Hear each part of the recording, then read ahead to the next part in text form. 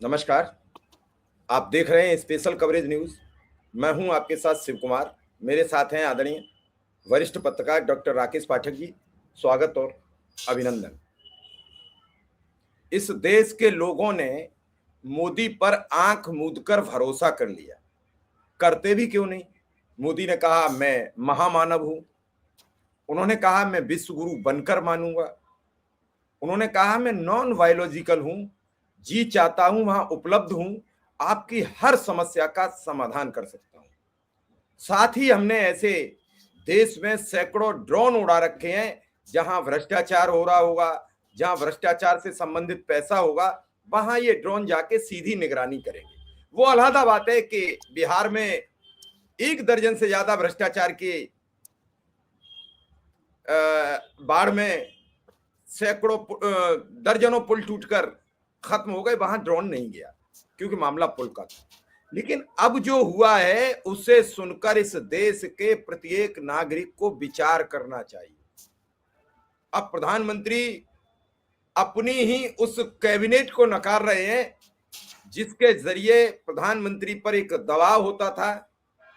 4-5 मंत्री या जो कैबिनेट के लोग बिठाए जाते थे उनसे कोई मंजूरी ली जाती थी तो कम से कम 10-20 लोगों तक बात जाती थी कि हम विदेश जाएंगे तो क्या क्या बता के आएंगे, क्या क्या करके आएंगे।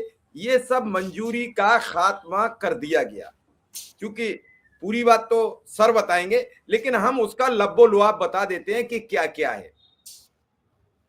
खाड़ी देश हैं, ईरान है, इजराइल है, अमेरिका है, इनमें भयंकर युद्ध छिड़ा हुआ है। तो जो एनर्जी तत्व हैं, डीजल है, पेट्रोल है, गैस है, एलपीजी है, पीएनजी है, इन सब की मारामारी शुरू हुई। साहब ने बड़े आराम से काला बाजारी के नाम ठीकरा फोड़कर सिलेंडर 4 दिन बढ़ा दिया। यानी अब 21वें दिन आपका खत्म हो गया तो फिर 4 दिन व्रत रहिए या भोजन मत खाइए।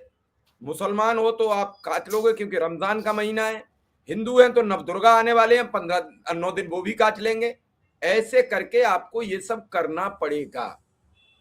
क्या इससे देश के लोग सहमत हैं या असहमत हैं? पहला सवाल तो आपसे मेरा ये है। दूसरा ये है कि ऐसी खबरें पाने के लिए चैनल को सब्सक्राइब जरूर कर लीजिए, बेल आइकॉन बटन भी दबा दीजिए ताकि ये खबरें आप तक पहुंचती रहे। राकेश सर, क्या है पूरा मामला? क्यों कैबिनेट की मंजूरी बंद की गई? मैं सीधा सवाल है मेरा, क्यों बंद की गई?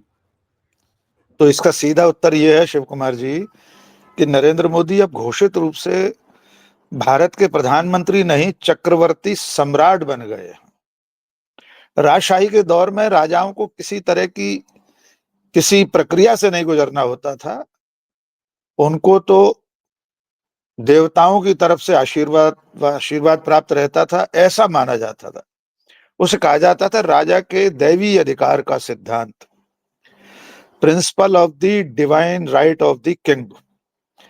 यानी राजा के पास वही अधिकार हैं जो देवताओं के अधिकार हैं और देवताओं ने उसे अधिकार दिए हैं। इसलिए राजा न तो मंत्रिपरिषद से कोई मंजूरी लेता था, होता था राज दरबार, मंत्री भी होते थे। नरेंद्र मोदी अब उसी तरफ बढ़ चले। ये जो प्रस्ताव पारित हुआ है ये इजराइल दौरे से ठीक पहले हुआ है।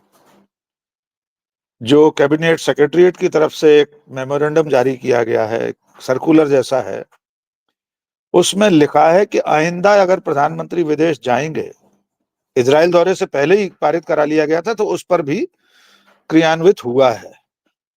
तो प्रधानमंत्री को पहले से कैबिनेट से पूछने की, बताने की भी जरूरत नहीं है कि हम टिम्बकटू नाम के देश जा रहे हैं, वहां पर ये समझौते करने। कैबिनेट उन समझौतों, उन प्रस्तावों पर बात करती है। कैबिनेट देश के संचालन के लिए सर्वोच्च इकाई है। देश ने, जनता ने सांसद चुने, सांसदों ने अपना प्रधानमंत्री चुना, प्रधानमंत्री ने अपने मंत्री सहयोगी चुने। लेकिन प्रधानमंत्री क्या है हमारी संवैधानिक व्यवस्था में? प्रधानमंत्री है मंत्रियों में से एक।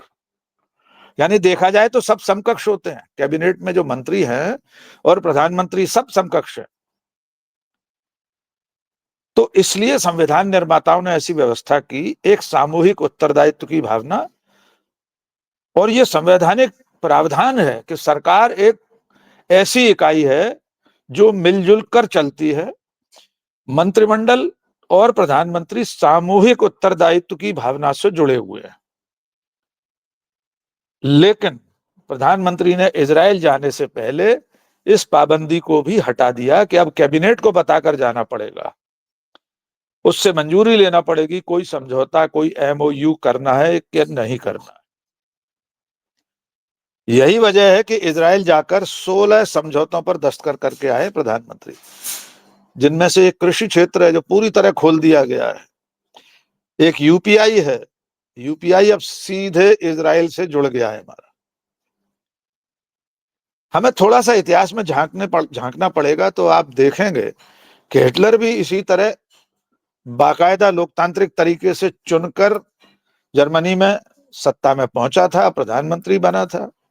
धीरे धीरे उसने राष्ट्रपति के अधिकार खत्म किए, कैबिनेट के अधिकार खत्म किए, संसद के अधिकार भी खत्म कर दिए थे उसने। सारे अधिकार संसद ने उसे दे दिए थे कि जो फ्यूरर, जो सुप्रीम लीडर तय करेगा वो ही मान्यता प्राप्त होगा, उसे मानना पड़ेगा देश को और सरकार को। उसके बाद क्या हुआ इतिहास गवाह है। हिटलर किस तरह तानाशाह बना, किस तरह उसने अत्याचार किए। हमारा देश भी लगभग 1930 से 40 के दौर के जर्मनी की राह पर चल पड़ा है। प्रधानमंत्री ने संसद की महत्ता वैसे ही खत्म कर दी, वे खुद ही नहीं आते हैं संसद में, अपना एक तरफा प्रवचन देकर चले जाते हैं। नेता प्रतिपक्ष चुनौती देता है कि मैं जानता हूं प्रधानमंत्री नहीं आ सकेंगे संसद में। पिछली बार भी कहा था राहुल गांधी ने, नहीं आए थे, राज्यसभा में जाकर बयान दे आए थे, लोकसभा में नहीं आए थे। तो संसद और अब कैबिनेट, इसकी बलि दे दी गई है।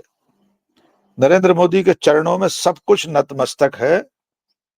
अब सरकार माने नरेंद्र मोदी, देश माने नरेंद्र मोदी, कैबिनेट माने नरेंद्र मोदी, संसद माने नरेंद्र मोदी, सब कुछ नरेंद्र मोदी है। हाथी के पांव में सबका पांव। ये लेकिन बहुत ज्यादा चिंताजनक बात है, क्योंकि इस तरह एक चुना हुआ प्रधानमंत्री पूरी तरह तानाशाह बन सकता है और हम बनते हुए देख रहे हैं। जी सर, ये तो सीधी सीधी हिटलर शाही हो गई कि हम किसी से पूछेंगे ही नहीं। जो है अहम ब्रह्मास्मि, एक कहावत है, एक सिस्टम है, बात है। अहम ब्रह्मास्मि, जो कुछ है हम में समाया है, हम ही माया, हम ही भूत, हम ही भविष्य, हम ही पास्ट, हम ही सब कुछ है। तो इस देश के जो अब 146 करोड़ की संख्या जो वॉच लगी है, जनसंख्या क्लियर करने वाली, जनसंख्या बताने वाली हमारी हर पल, वो 146 करोड़ लोगों को क्रॉस कर चुकी है। क्या जवाब दिया जाएगा उन्हें? उन्हें यह बताया जाएगा जब आप जन्म ले रहे थे उस जन्मते बच्चे को क्या बताया जाएगा, जिसे 2014 के बाद जो युवा में हुआ तब्दील, उसे यह बताया गया कि तुम बहुत चिंतित थे, तुम भयभीत थे, हिंदू खतरे में था, मोदी आए तब आपने एक स्वच्छ सांस लेना शुरू किया। इससे पहले तो AQI होता है सर, AIQ होता है, मुझे तो थोड़ा सा मेरा भी ज्ञान कमजोर है, वो तो इतना रेखा गुप्ता रहता था बता कि पाए। आप कुछ जानते ही नहीं थे, आप कुछ समझते ही नहीं थे। उस AIQ में बार बार उल्टा हो जाता है, AQI में वो गड़बड़ियां सब हो जाती हैं। ऐसे में इस सामाजिक जो AQI बिगड़ रहा है, सामाजिक, उसको तो आप संभाल लोगे पर्यावरण में कुछ चीजें बदलाव करके, ये कैसे सुधरेगा? ये बड़ा घातक होता चला जा रहा है।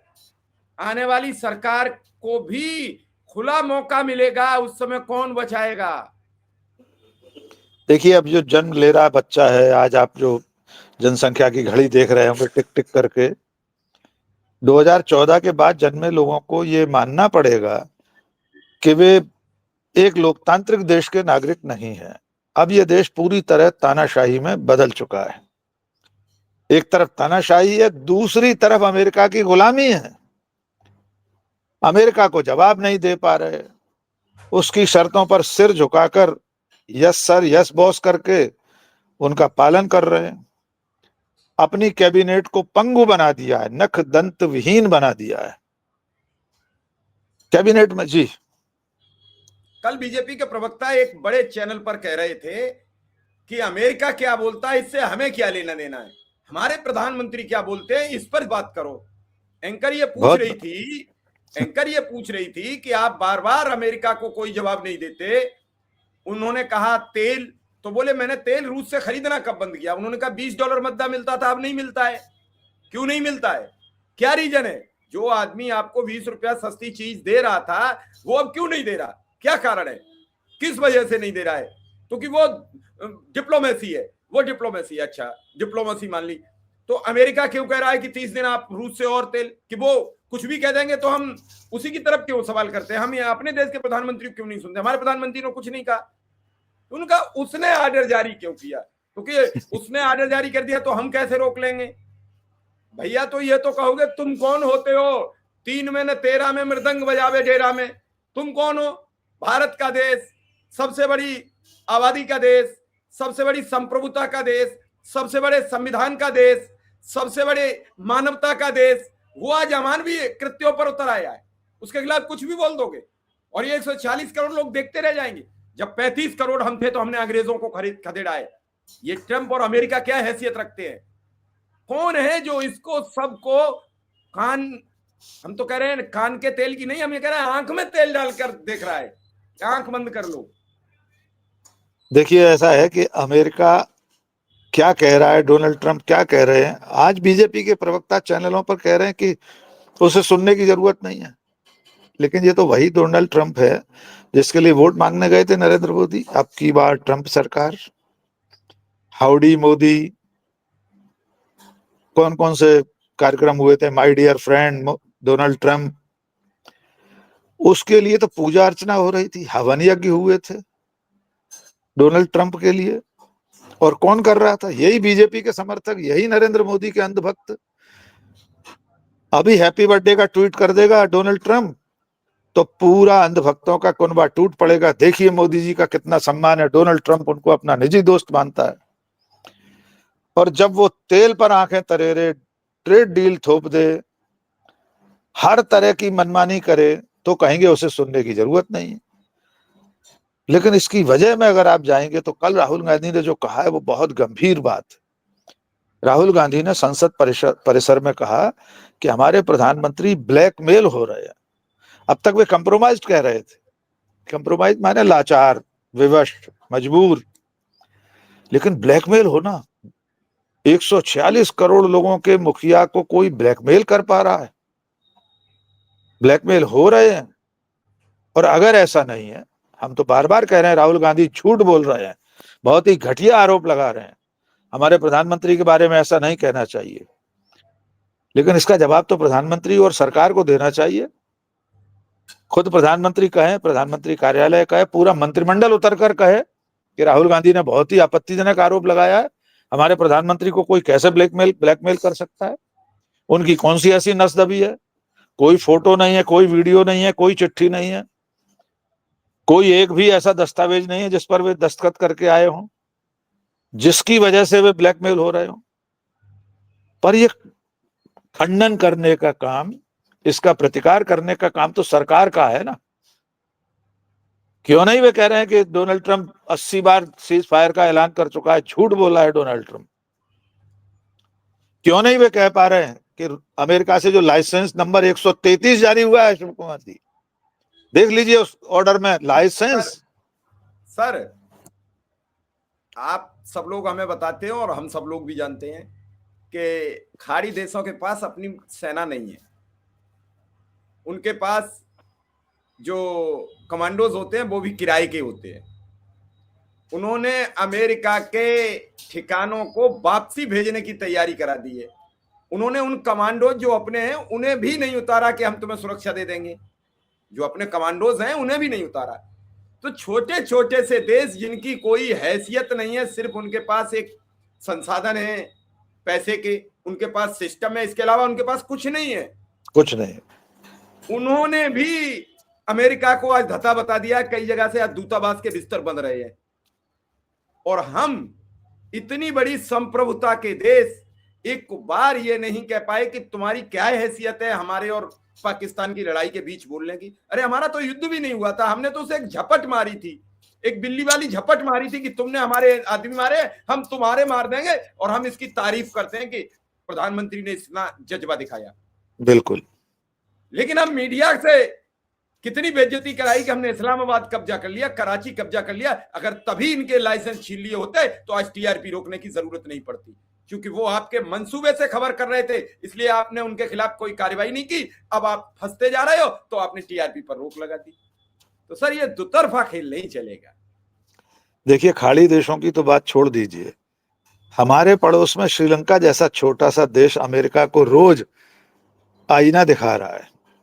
एक तो उसने आइरिस देना के नौसैनिकों को बचाने का काम किया, मानवीय आधार पर यूएन चार्टर का पालन करते हुए उसने अपना फर्ज अदा किया। दूसरा, उसने एक और जहाज को शरण दी हुई है, त्रिंकोमाली बंदरगाह पर लंगर डाले खड़ा है ईरान का जहाज। उससे भी आगे बढ़कर ईरान के नौसैनिकों को 30 दिन का फ्री वीजा दे दिया श्रीलंका ने। और सोने में सुहागा, वहां के राष्ट्रपति का बयान पढ़ लीजिए, अमेरिका की आंखों में आंखें डालकर दुनिया को दिखाने के लिए, अपना 560 इंच का सीना दिखाने के लिए वहां के राष्ट्रपति ने लिखा कि जंग में एक भी बेकसूर इंसान की जान नहीं जाना चाहिए।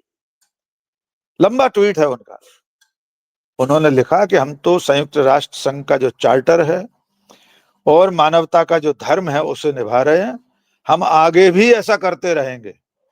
और एक हम हैं, हम ईरान के सुप्रीम लीडर की मौत पर शोक नहीं जता सके, हम ईरान पर हमले की निंदा नहीं कर सके। चलिए वो तो बहुत दूर था, आपके मोहल्ले में, आपके प्रभाव क्षेत्र में, हिंद महासागर जिसके आप रखवाले हैं, वहां पर ईरान का जहाज डुबो दिया, उसकी भी निंदा नहीं कर सके।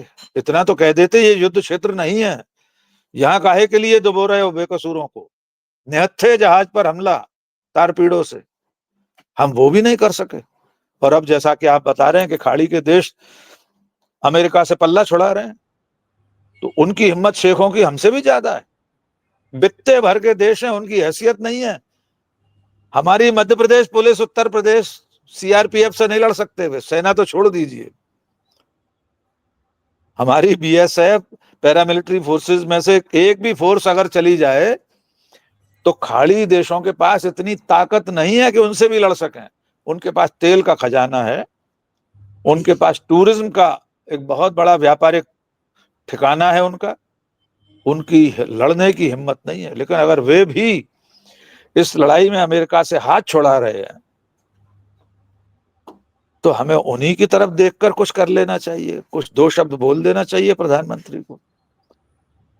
अब इस वक्त ऊर्जा का जो संकट भयावह रूप से मुंह फाड़े खड़ा है, उसमें भी गोदी मीडिया बता रहा है कि पाकिस्तान में और बांग्लादेश में हाहाकार मचा है।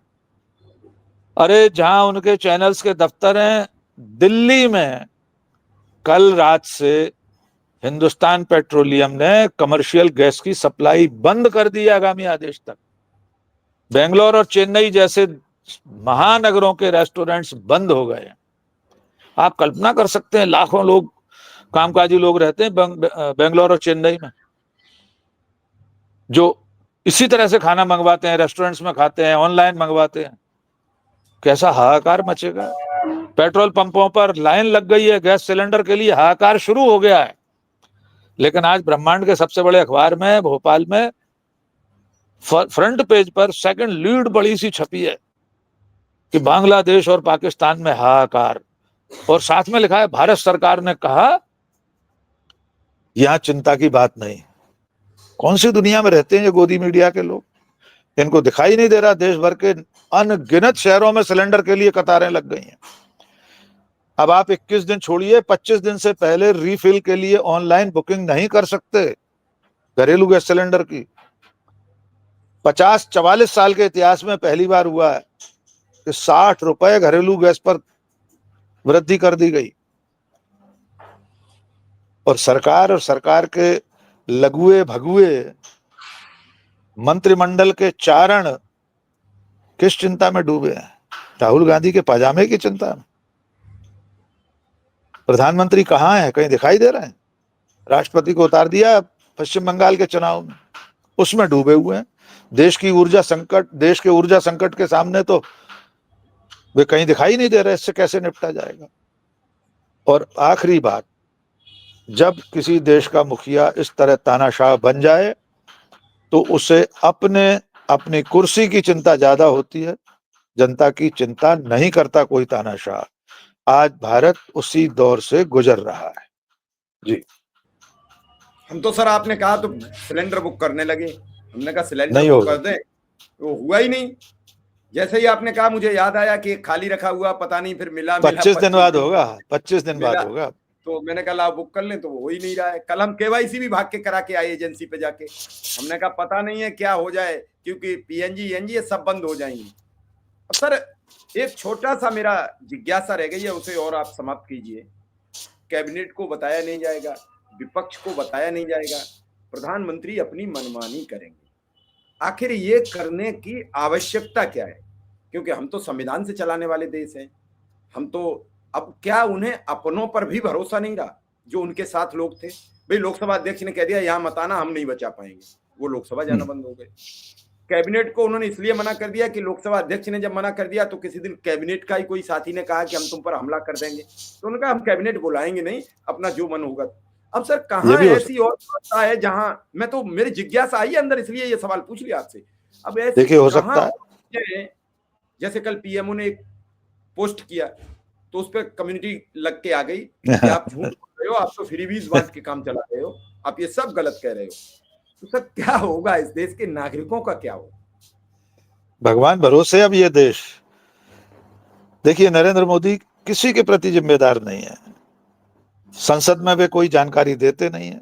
सामान्य संसदीय परंपरा है, जब सत्र चल रहा हो तो देश के बारे में कोई भी नीतिगत घोषणा संसद में होनी चाहिए पहले। प्रधानमंत्री अगर विदेश यात्रा से लौटे तो उन्हें संसद को जानकारी देना चाहिए कि वहां वो क्या करके आए। प्रधानमंत्री तो सर्वदलीय बैठकों में नहीं आते, ऑपरेशन सिंदूर के समय नहीं आए, कोई जानकारी नहीं दी। अब आपने ये जो आशंका जताई है, इस तरफ तो मैं सोच ही नहीं पाया था। बहुत गंभीर है और सचमुच बहुत चिंताजनक बात। आपने ये जो इशारा किया, कहीं ऐसा तो नहीं कि कैबिनेट में ही उन पर हमला हो सकता हो? इस डर से उन्होंने अब कैबिनेट की बैठकों में जाना और कैबिनेट की मंजूरी के टंटे से ही खुद को दूर कर लिया। तो हो सकता है किसी दिन उनकी कैबिनेट का कोई सदस्य उन पर हमला कर दे, कोई दांत से काट ले, तो ये तो बहुत खतरनाक बात हो जाएगी। इसलिए मैं प्रधानमंत्री की चिंता से सहमत हूं। उनको एक लोहे के पिंजरे में रहना चाहिए। लोकसभा में भी वे किसी पिंजरे में आकर बैठा करें ताकि कोई सांसद, महिला सांसद उनको बाइट ना कर ले, दांत से ना काट ले। लेकिन खास प्रयास से अलग इस देश को अब भगवान ही बचा सकता है, वरना जनता को जागना पड़ेगा। जनता अगर नहीं जागेगी तो भगवान भी कुछ नहीं कर सकता। सीधी और घोषित तानाशाही दिखाई दे रही है। संसद का महत्व खत्म, कैबिनेट का महत्व खत्म, जनता का महत्व खत्म, जनता के वोटों का महत्व खत्म, विपक्ष खत्म, मीडिया खत्म। बचा क्या है? एक मेव नरेंद्र मोदी, अहम ब्रह्मास्मि, जो आपने कहा था, मैं ही ब्रह्म हूं। और वे मानते ही हैं, उनके समर्थक तो मानते ही हैं कि भगवान विष्णु के 11वें अवतार हैं।